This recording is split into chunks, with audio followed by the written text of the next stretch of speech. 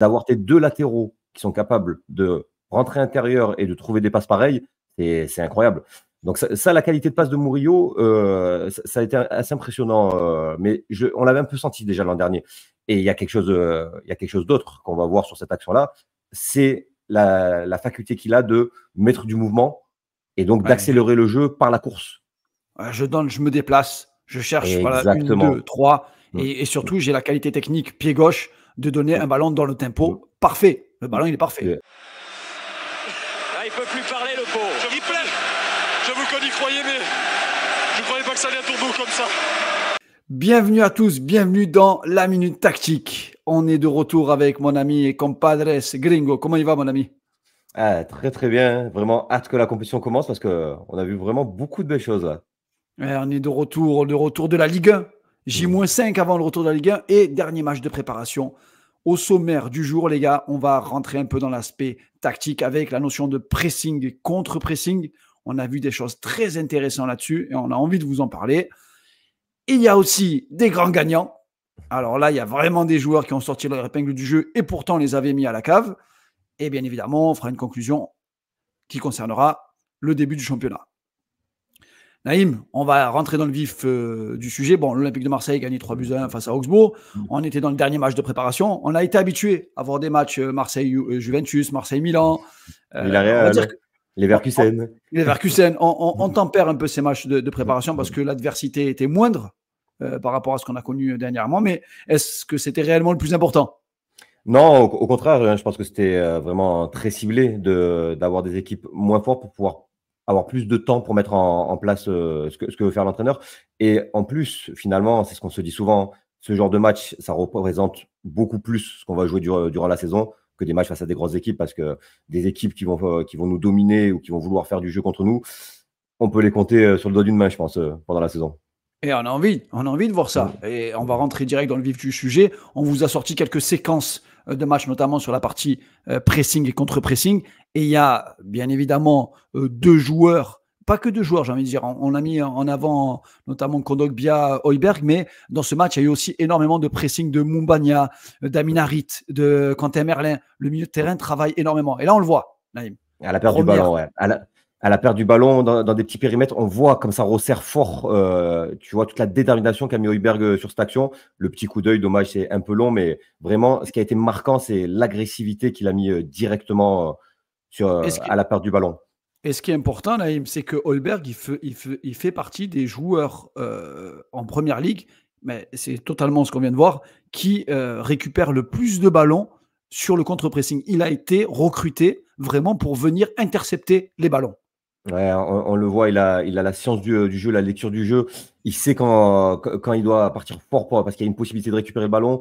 Il sait quand ça sert à rien, qu'il risque de se faire éliminer et de créer un décalage. C'est vraiment cette intelligence-là qui m'a marqué sur les premiers matchs, même si, bon, il n'y a pas eu 600 occasions de le mettre en évidence. Mais on le sent, on le ressent que c'est un joueur très, très intelligent. Et comme tu l'as dit, par contre, quand il y va pas pour rien. En général, il y a de grandes chances qu'il récupère le ballon. Ouais, il y a un autre joueur aussi, quand il y va pas pour rien, et c'est la bonne surprise de ce match de préparation, c'est Geoffrey Kondogbia.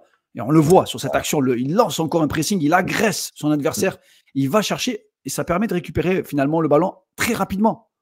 Ouais, c'est Kondogbia, on savait qu'il était bon sur la récup, mais l'an dernier, on l'a surtout vu sur des phases plutôt arrêtées, avec ses grandes jambes, quand il y a un peu de densité, récupérer les ballons. Là, ce qui est nouveau sur les matchs de préparation, c'est vraiment des courses de plusieurs mètres pour aller couper les trajectoires. Lui aussi, il est quand même intelligent sur la lecture du jeu. On va le voir sur cette action. On voit sur cette action, il y a une perte de balle de Højbjerg et regarde directement, on voit Kondogbia. Donc déjà, on voit l'animation. On est sur quasiment un rectangle à 4 et Kondogbia vient vraiment couper l'axe de passe. Ouais, clairement. Il y a aussi, on a vu une course très intelligente de Luis Enrique qui, comme tu l'as très bien mis en évidence, est venu refermer le carré, en fait, le rectangle autour du joueur grâce à sa course. Mais c'est la récupération, c'est la lecture de Kondogbia. Très, très intelligent.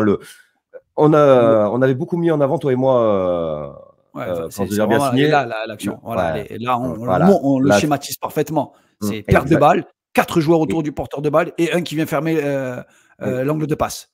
C'est ça, et c'est vraiment, on le voit, c'est Luis Enrique et Kondogbia qui créent ce rectangle. Parce qu'à la base, il n'y en a pas. Il y a 2 joueurs qui sont quasiment éliminés, Højbjerg et Merlin. Et lors de course, ont totalement refermé la passe. Et c'est ce fameux temps d'avance. On a beaucoup parlé du temps d'avance avec le ballon, c'est-à-dire ce 3e joueur qui doit anticiper le fait que le ballon va lui arriver sur la fin de l'action. Mais on a peu parlé du temps d'avance à la paire de balles. Et ça, c'est ce qui nous a parfaitement illustré sur cette action-là, Kondogbia. C'est vraiment intéressant. On savait qu'il pouvait nous récupérer beaucoup de ballons. On l'avait recruté pour ça hein, l'an dernier. Ça devait être le joueur qui nous récupérait les ballons, qui nous nettoyait le milieu de terrain. Il l'avait montré que par intermittence. Là, sur les matchs amicaux, il a été bon. Et c'est sûrement son meilleur match amical. Il a fini fort avec ce match contre Augsbourg où il a été vraiment très bon dans ce registre-là. Après, la saison dernière, il nous sort une masterclass face au Bayer Leverkusen. Et le premier match de Coupe d'Europe, et il prend un carton rouge sur le match le plus important de la saison. Ouais, si on dit sévère, on va dire que c'est un euphémisme, le carton rouge. Ouais, il était vraiment très sévère, je suis d'accord avec toi. Mais le premier jaune. On est en train de retrouver une chose qu'on avait connue sous Tudor, qu'on avait connue sous Bielsa, qu'on avait connu sous Sampaoli, mais pas longtemps. Ça n'a pas duré longtemps, ça a duré même pas un mois sous Sampaoli avant le match face à Lens. Et en fait, c'est cette notion de récupération en un temps très très court. L'objectif, c'est moins de 5 secondes. Et le double pivot, il a un rôle ultra déterminant. Ouais, c'est la clé de tout. Cette récupération rapide, déjà, elle empêche l'adversaire de s'organiser. Souvent, l'adversaire est en train de monter, donc on le déstabilise rapidement. Et surtout, en fait, on dit souvent que c'est des jeux exigeants. Ces jeux avec du pressing, de la récupération, mais c'est pas vrai au final. Si tu récupères le ballon dans les 5 secondes, tu te fatigues pas. Tu as fait un sprint très court, très rapide. Donc, c'est clairement la clé d'être capable de faire ça. Mais qu'est-ce qui est difficile, c'est de le synchroniser. Parce qu'il suffit d'un joueur et ça, c'est ce qui s'est passé sur la toute première occasion du match. On n'est pas monté dans le bon tempo, dans le pressing. Et ils ont fini avec une occasion de leur côté, Augsbourg. Voilà, c'est le risque, c'est qu'il suffit d'un joueur qui soit pas synchro dans ce pressing-là pour totalement annihiler ce qu'on était en train de mettre en place. Mais quand c'est bien fait, on le voit, on étouffe l'adversaire, surtout quand on a des joueurs comme Kondogbia et Højbjerg qui sont capables de récupérer rapidement le ballon et qui mettent beaucoup d'intensité dans le duel à la paire de balles. Et finalement, ça nous permet de basculer sur les gagnants. Il y a des grands gagnants de cette préparation.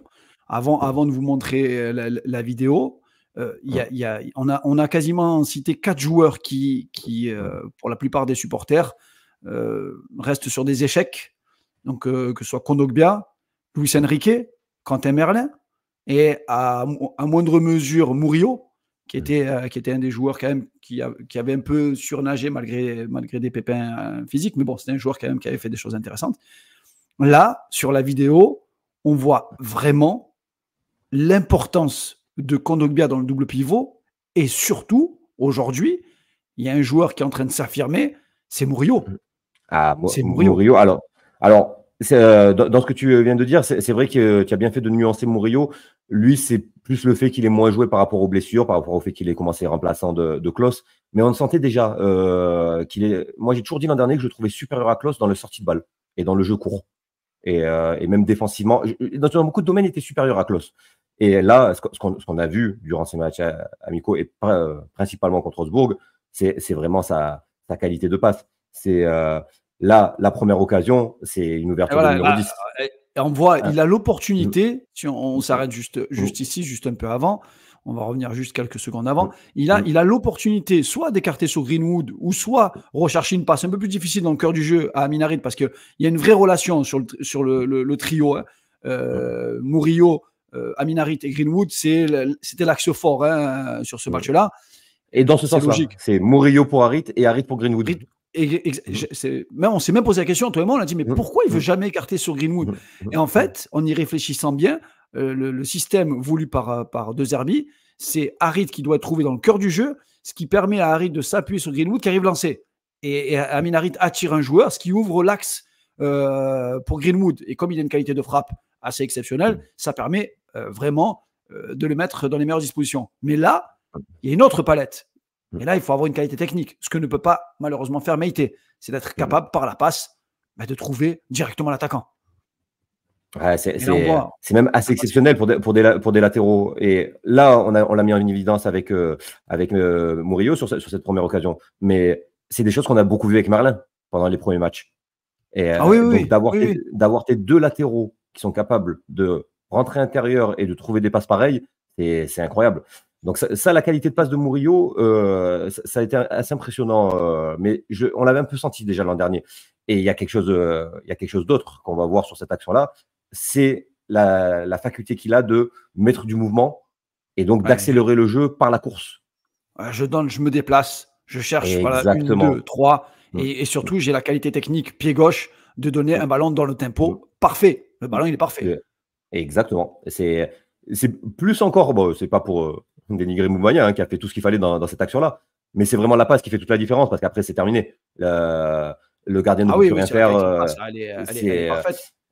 Et C'est c'est vrai, tu précises une vraiment. chose, par contre, quand on regarde ça, je pense que tu t'es posé aussi la même question que moi, on comprend mieux la recherche du profil de l'attaquant aussi. Parce qu'il y a le jeu court, mais il y a aussi l'appel en profondeur. Donc il y a vraiment Ouais, le latéral qui va lancer directement l'attaquant pour changer un peu le c'est schéma. Pour pas... c'est très dur, hein, le rôle de l'attaquant. Il doit être vraiment très complet. On comprend un profil à la Nketiah qui est à la fois capable de prendre la profondeur et de jouer dos à la cage dans les petits périmètres. C'est vraiment, je sais qu'il y a beaucoup d'impatience au niveau de l'attaquant, mais je comprends pourquoi les dirigeants mettent autant de temps à faire signer un joueur parce que ça demande vraiment trop de qualité. Il faut savoir tout faire, en fait, quelque part.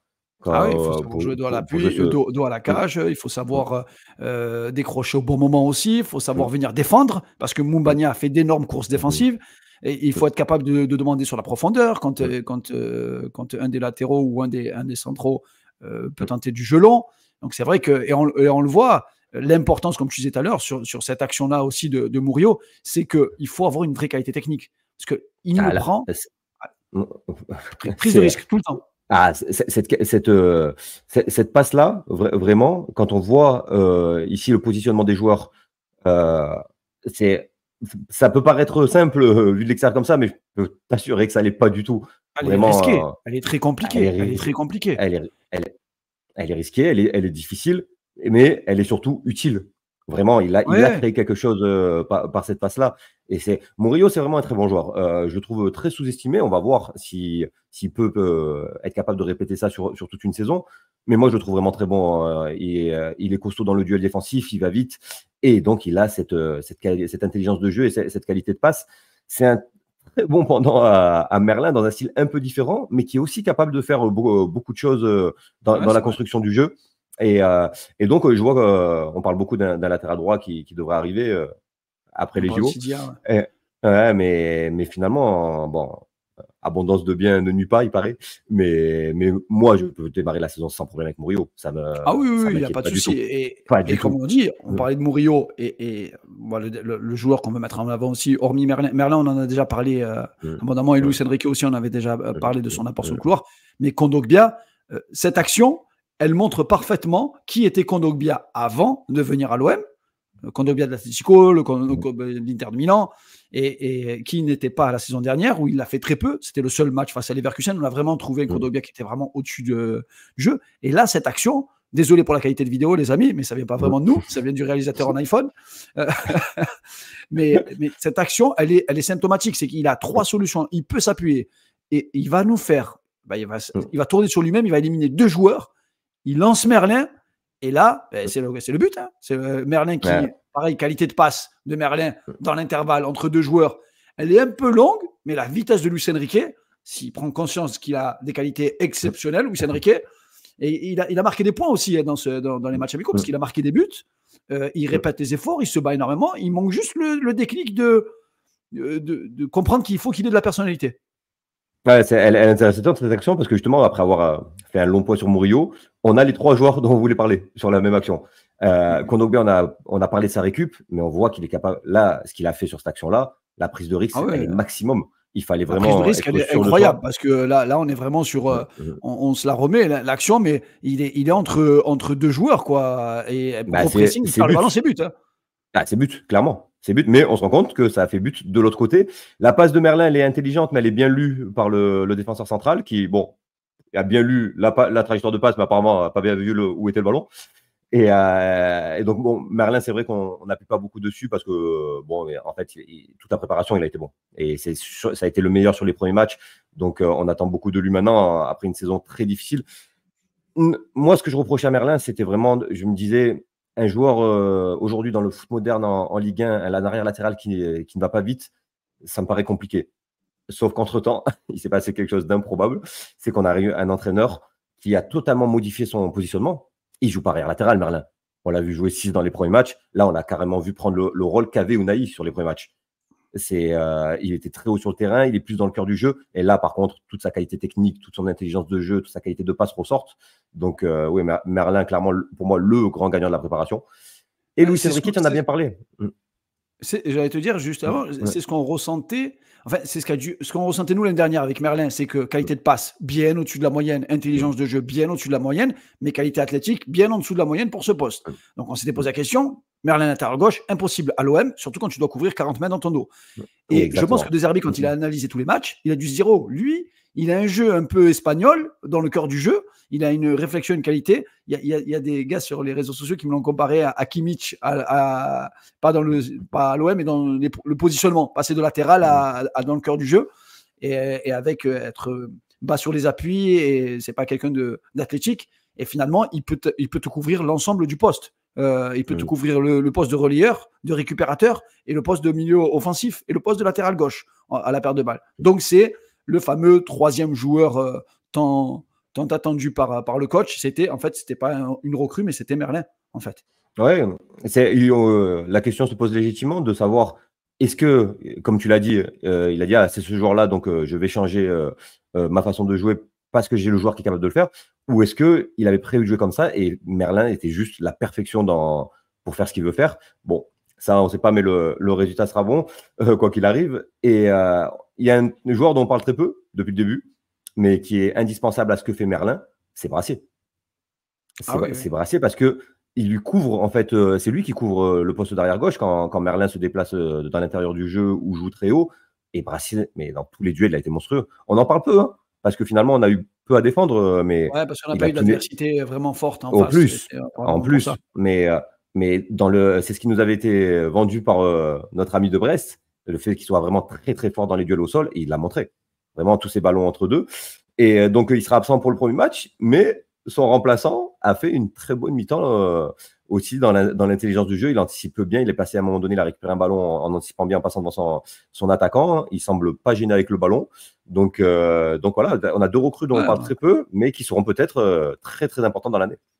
Et pour conclure, Naïm, cette analyse, on a un petit bonbon pour finir. En fait, on a ce qu'on recherchait, ce qu'on disait avec Naïm, ce qu'on recherchait, c'est tout le système qu'on vient de vous décrire en une action. Vraiment, je trouve qu'elle est exceptionnelle.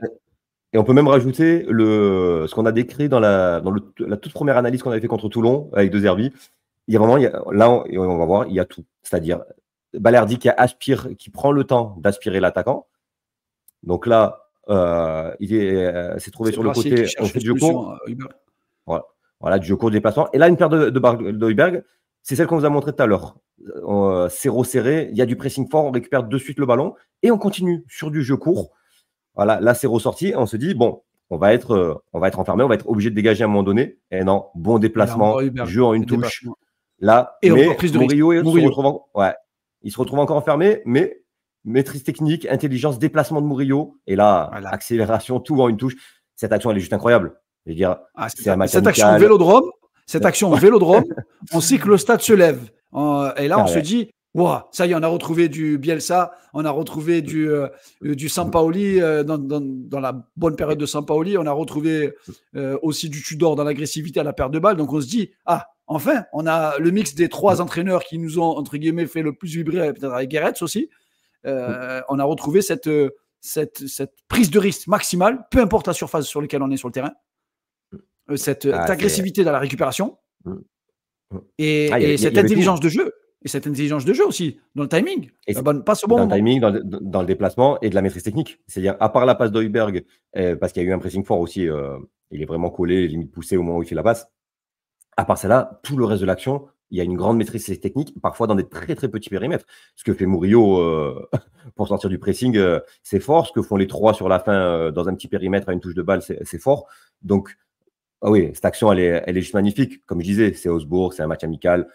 On sait qu'il ne faut pas s'enflammer, mais c'est ce que cherche De Zerbi, je pense. Et on a vu que cette action, en fait, elle s'est arrêtée uniquement par une faute. C'est une faute de l'adversaire. On a récupéré le coup franc parce qu'on avait créé le décalage. Greenwood était en train de partir. Pareil, on va faire quand même un petit point sur Greenwood, sur cette préparation. Techniquement, ce qu'on voit avec Greenwood, c'est juste incroyable. Ça le fait du bien. Ça fait du bien par rapport à Ismail Assar ou par rapport à Guendouzi qui jouait dans les postes aussi offensifs ces dernières années. On n'a pas eu de joueur. Le dernier qu'on ait eu dans ce profil-là, aussi fort techniquement et en 1 contre 1, c'était, moi je pense à Ribéry à chaque fois. Donc c'était vraiment le joueur qui peut éliminer 1 contre 1. On peut dire Ben Arfa, mais bon, on sait que c'était trop intermittent. Ouais, mais Ben Arfa, c'était vraiment individuel. C'est pas dans la recherche du jeu collectif. Alors que lui, il fait les bons choix. Lui, il fait souvent les bons choix. Il est collectif. Il sait quand il faut y aller seul. Quand il se retrouve à 1 contre 1, j'ai l'impression qu'il ne va pas en rater beaucoup. On voit la finition qu'il a eue. Et en plus, Naïm, pour conclure sur cette émission, on a fait les matchs avec potentiellement 50% de l'équipe qui sera probablement titulaire lors des prochains matchs. Parce que si on compte Carboni, Koné, plus le recrutement d'un numéro 9 et probablement d'un ailier gauche, dans un temps assez court, en fait, c'est 50% de ton effectif sur le terrain. Et quand on voit l'apport de chaque recrue depuis le début, Brassier a été excellent. Højbjerg nous change le milieu de terrain. Koné, sur les 45 minutes qu'on a vues, je pense qu'il a montré de quoi il était capable. Greenwood, on vient d'en parler. Il y en a un dont on n'a pas parlé, c'est le gardien. Il a joué que 45 minutes. Il a eu le temps de faire une parade exceptionnelle sur la dernière occasion du match. Donc, oui, quand on se dit ça, on se dit, en plus, si chaque recrue continue d'apporter ce qu'ont apporté les précédents, il y a tout pour être optimiste. La seule chose, c'est qu'il faudra être patient. C'est un jeu à risque, on l'a dit. Et on va prendre des buts sur des pertes de balles. C'est quasi acté. Mais voilà, il faut vraiment que les gens comprennent ça, que pour construire ce qu'on veut construire, il faut passer par là. Il y a du risque. On prendra peut-être des buts, mais ça va aussi engendrer des actions qu'on va créer, qu'on va maîtriser du début à la fin. Il y a tout pour se régaler. Si j'ai qu'un message à faire passer maintenant, c'est les gars, soyez patients. On a peut-être un entraîneur exceptionnel. On a certainement de très bons joueurs. On sait qu'on a le meilleur stade de France quand on est tous unis. Donc, si on est patient, si on est tous derrière l'équipe, à mon avis, il y a de quoi faire de belles choses. Et voilà, il ne faudra pas tout remettre en cause si on ne gagne pas Brest, quoi. Qu'est-ce que tu veux dire de plus que la conclusion, elle est magnifique. J'ai oublié quelque chose, c'est penser à vous abonner, bien évidemment. C'est celle-là la plus belle des conclusions. Celle-là, c'est la plus belle des conclusions. Tu finis fort. On a une semaine ultra chargée qui s'annonce. Il y a des vidéos pour les prochaines recrues, parce qu'il va y avoir des recrues cette semaine. Il y a de la vidéo sur l'avant-match face à Brest. Donc, restez connectés. On va vous régaler, les amis. Et encore merci à tous. Et on se retrouve à très vite.